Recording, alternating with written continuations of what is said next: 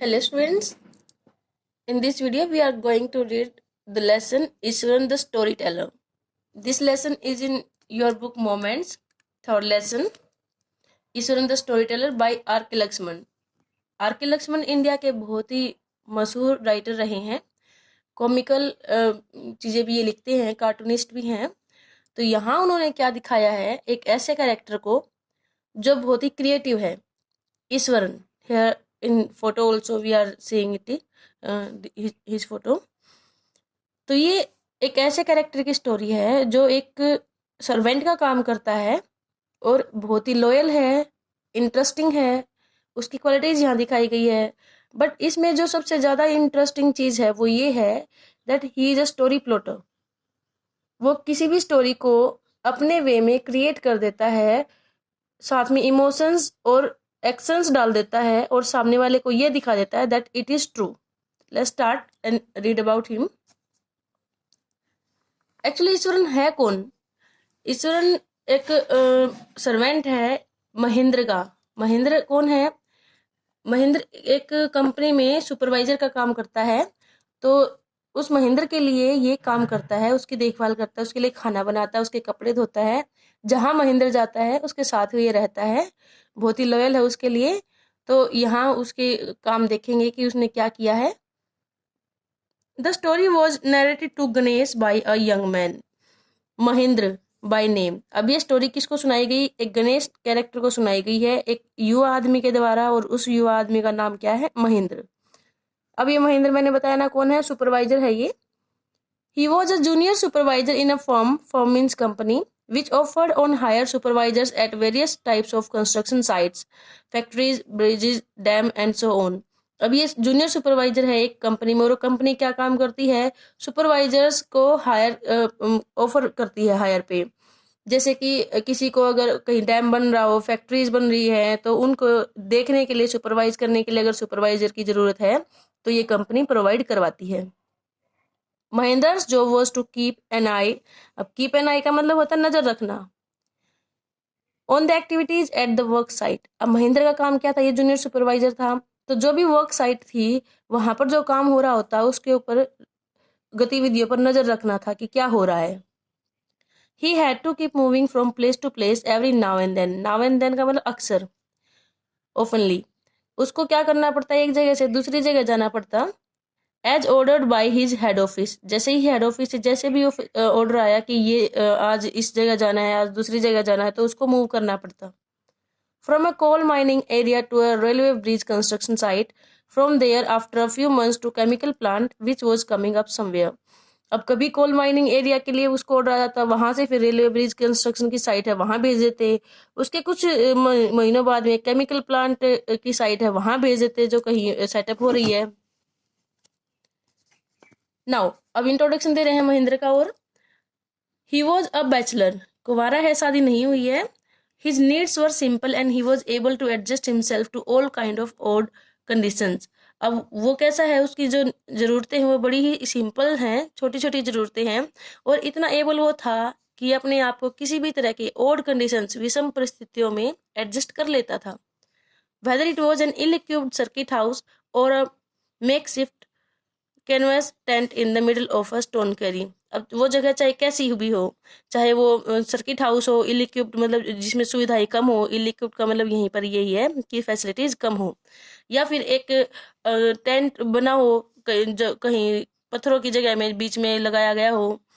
But one asset he had was his cook. Asset means यहाँ पर होता है प्रॉपर्टी, पर उसकी एक तो प्रॉपर्टी थी, वो कौन था? His cook. कुक कौन होता है? खाना बनाने वाला, ईश्वरन। अब ये ईश्वरन उसके साथ हमेशा रहता है, ये इसकी एक एसेट बोला गया है इसको। अब ये क्वेश्चन आपका आएगा कि महेंद्र को एसेट क्यों बोला गया है, सॉरी ईश्वरन को एसेट क्यों बोला गया है महेंद्र का? तो देखिए, the cook was quite attach to Mahendra and followed him uncomplainingly where he was posted. अब ये कुक क्या करता? महेंद्र के साथ काफी अटैच था, इमोशनली अटैच था, बहुत पसंद करता था उसे, और जहां भी महेंद्र जाता बिना शिकायत किए उसके साथ साथ जाता। वो जहां भी उसकी पोस्टिंग होती तो उसके साथ ही, महेंद्र के साथ ही ईश्वरन चला जाता। इसलिए बोला गया है कि महेंद्र के लिए ईश्वरन एक एसेट है। ही कुक्ड फॉर महेंद्र, अब ये बताएगा कि उसने क्या क्या क्या क्या काम करता था महेंद्र के लिए। वो महेंद्र के लिए खाना बनाता, washed his clothes and chatted away with his master at night, कपड़े धोता और रात को अपने मालिक के साथ में चैटेड बातें करता। ही कुड वेव आउट का मतलब होता है बुनना, endless stories and anecdotes on varied subjects, और बहुत सारी स्टोरीज वो बुन सकता था अलग अलग विषयों पर।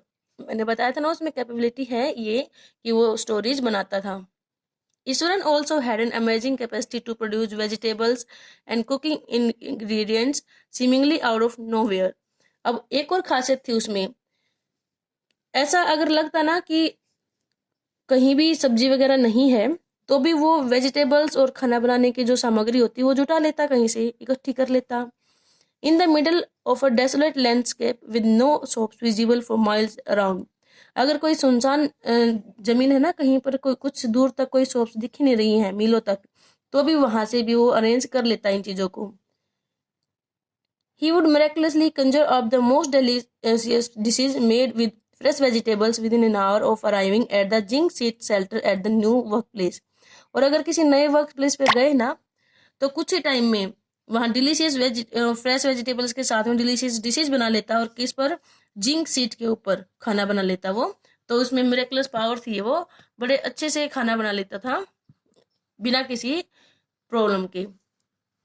Mahendra would be early in the morning and leave for work after breakfast, अब महेंद्र तो सुबह जल्दी उठकर और फिर काम के लिए चला जाता ब्रेकफास्ट के बाद में, carrying some prepared food with him, और साथ में कुछ खाना भी ले जाता जो महेंद्र ने उसके लिए बनाया होता। Meanwhile Iswaran would tidy up the shed, और इस बीच में क्या करता, जब महेंद्र चला जाता तो ईश्वरन क्या करता, उस शेड को जो उन्होंने रहने की व्यवस्था की होती है उसको साफ करता, wash the clothes and have a leisurely bath, और कपड़े धोता और बड़े ऐसो आराम से बड़े मजे से नहाता, pouring several buckets of water over his head, muttering a prayer all the while, और क्या करता, बहुत सारी बाल्टियां पानी की अपने ऊपर डालता और प्रेयर्स गाता रहता नहाते time. It would be lunch time by then, तब तक लंच टाइम हो जाता। After eating he would read for a while before dozing off, dozing off means दोपहर को थोड़ी सी नींद लेता, वो झपकी लेता, तो इससे पहले थोड़ा वो पढ़ता। अब पढ़ता क्या, the book was usually some popular Tamil thrill, अब वो बुक क्या होती, तमिल थ्रिलर। थ्रिलर क्या होता है, जिसमें रोमांच भरा हो, एडवेंचर्स हो, running to hundreds of pages, और वो 100 पेजेस की ऑलमोस्ट वो बुक होती, नॉवल होती। Its imaginative descriptions and narrative flourishes would hold Ishwaran in thrall, अब जो बुक में इमेजिनेटिव डिस्क्रिप्शन होते हैं ना, जो काल्पनिक व्याख्या की होती है, वो तो बुक्स में तो कुछ भी लिख देते हैं ना राइटर्स, इमेजिनेटिव चीजें भी लिखते हैं, तो वो चीजें ईश्वरन के माइंड को होल्ड कर जाती, वो सीन ईश्वरन के माइंड में घूमते रहते, वो सोचता रहता उन चीजों के बारे में ये क्या था। His own descriptions were greatly influenced by the Tamil authors that he read. अब वो जब महेंद्र को स्टोरी सुनाता, डिस्क्रिप्शंस वो देता, अपनी कोई बातें बताता, तो वो बातें बहुत ज्यादा प्रभावित होती उन तमिल ऑथर्स से, जो तमिल ऑथर्स ने उन बुक्स में लिखी होती, जो एडवेंचर्स, उन थ्रिल से काफी प्रभावित थे उसकी भी descriptions. When he saw narrating even the smallest of incident, he would try to work in suspense and a surprise ending into the account. अब जब वो क्या करता, छोटा सा इवन द स्मॉलेस्ट इंसिडेंट, घटना एक छोटी सी भी नैरेट करता, वर्णन करता, तो वो क्या कोशिश करता, सस्पेंस क्रिएट करने की कोशिश करता, सरप्राइज बनाता, कब, एंडिंग, अंत में, अंत क्लाइमैक्स कुछ ऐसा करता जिसमें सस्पेंस हो, सरप्राइज हो। फॉर एग्जाम्पल अब बता रहा है जैसे कि instead of saying that he had come across N uprooted tree on the highway, अब बात क्या होती, उसको सिर्फ ये बताना होता कि हाईवे पर कोई पेड़ है वो उखड़ा हुआ, वो गिरा था, उससे उसके पास से वो गुजरा था। ही वुड से, वो क्या कहता है सिंपल सी बात को, with eyebrows suitably asked and hands held out in the dramatic gestures, अब जो अपनी बोहे हैं वो ऊपर से पैनी कर लेता, उनको वो शेप आ जाती है उसकी, और फिर वो क्या करता, अपने हाथों को उठा लेता ड्रामेटिक गेस्चर्स में, जैसे ड्रामा करते हैं ना ऐसे इशारों में। द रोड वॉज डेजर्टेड, अब वो स्टोरी बता रहा है, एक्टिंग कर रहा है साथ में, कि जो रोड था वो सुनसान था, and I was all alone, मैं बिल्कुल अकेला था। Suddenly I spotted something that looked like an enormous bushy beast lying sprawled across the road. और एकदम से मैंने क्या देखा कि रोड पर एक विशालकाय कुछ झाड़ीनुमा कोई जानवर है जो फैला हुआ है, कहाँ, रोड पर। I was half inclined to turn and go back. कहते एक बार तो मेरा मन हुआ, मैं मुड़ गया था वापस आधा और वापस जाना चाह रहा था। But as I came closer, पर जैसे ही मैं पास आया, I saw that it was a fallen tree. पास आया तो क्या देखा, अरे ये तो पेड़ है गिरा हुआ। विद इस ड्राई ब्रांचेस स्प्रेड आउट, और क्या फैला हुआ था, उसकी सूखी हुई शाखाएं फैली हुई थी। Mahendra would stretch himself back in his canvas chair and listen to Ishwaran's tales uncritically. अब महेंद्र क्या करता, उसकी जो ये टेल्स कहानियां होती उनको अनक्रिटिकली, बिना कोई आलोचना किए कि ऐसे तो ये तो आप झूठ कह रहे हो, ऐसे कुछ ऐसे थोड़ी ना होता है, ये कैसे कह रहे हो आप, ऐसा कुछ कमेंट किए बिना अपनी चेयर पर, वही टेंट में जो चेयर होती उस पर फैल जाता वो, और इसकी स्टोरीज को सुनता बिना कुछ कमेंट किए, बिना कोई आलोचना किए।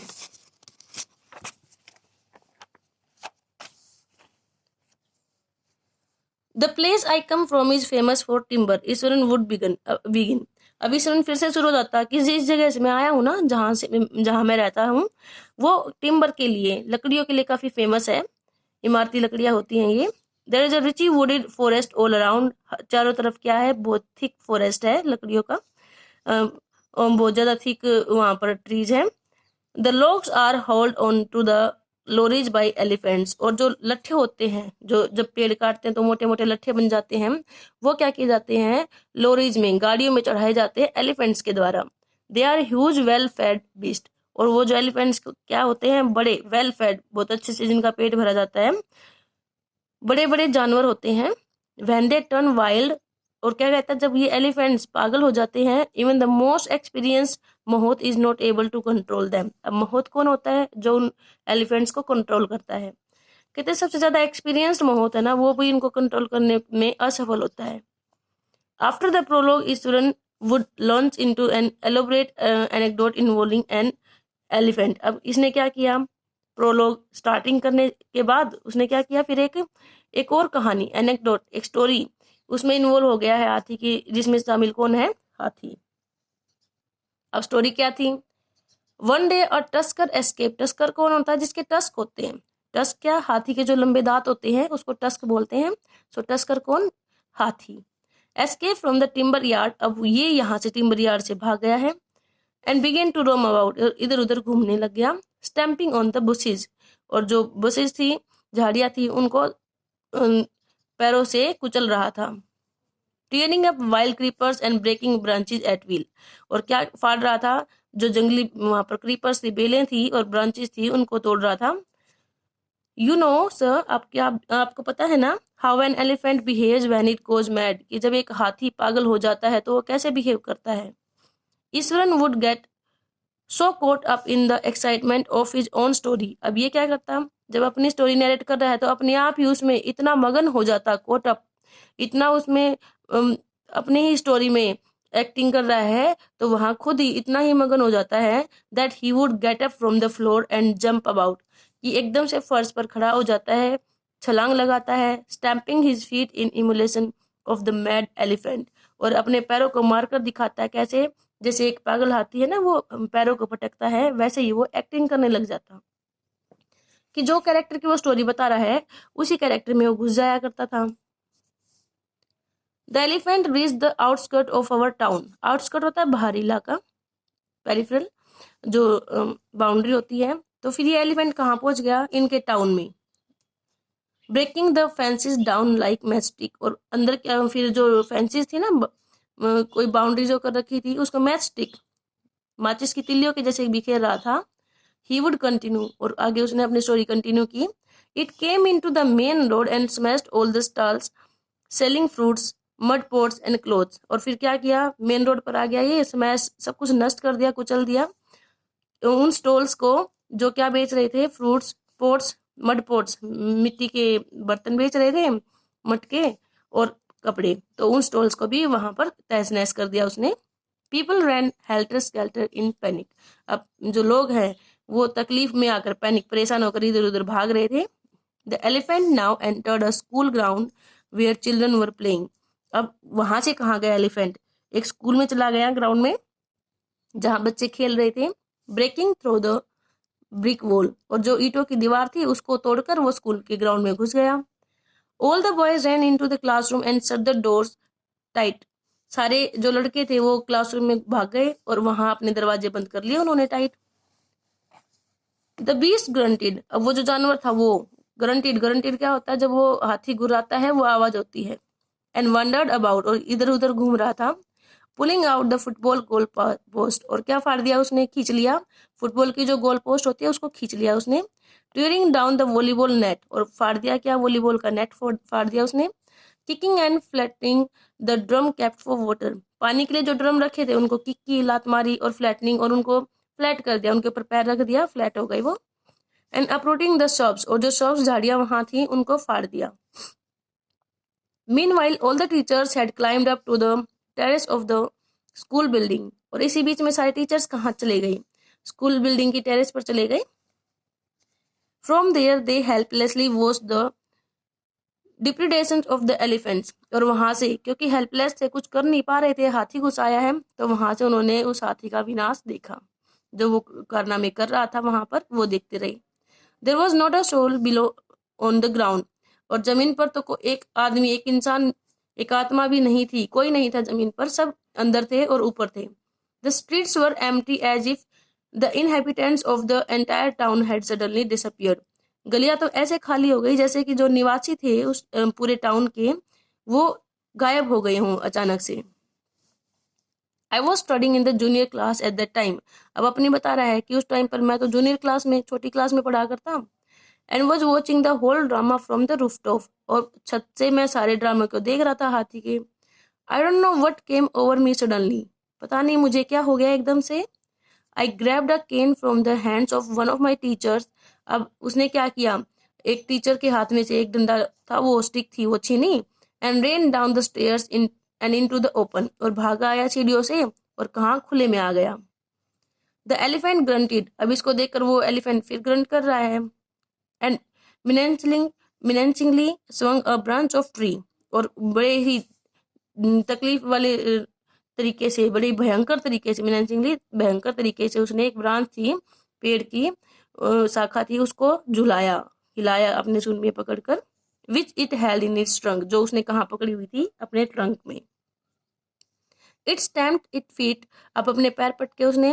kicking up a lot of mud and dust, और पैर पटके तो क्या हुआ, बहुत सारी डस्ट उड़ी, मिट्टी उड़ गई। इट लुक्ड फ्राइटनिंग, बहुत ही सब ये सारा कुछ बहुत ही डरावना था। But I moved slowly towards it, पर धीरे धीरे मैं हाथी की तरफ बढ़ा। स्टिक इन हैंड, हाथ में उसके स्टिक थी। People were watching the scene hypnotized from nearby house tops, अब लोग कहाँ थे, आसपास के घरों में, ऊपर थे छत पर, वो मुझे हिप्नोटाइज पता है ना, जिसका ध्यान बढ़ जाता है, जो दूसरों के कंट्रोल में हो जाते हैं, तो ऐसे होकर वो देख रहे थे।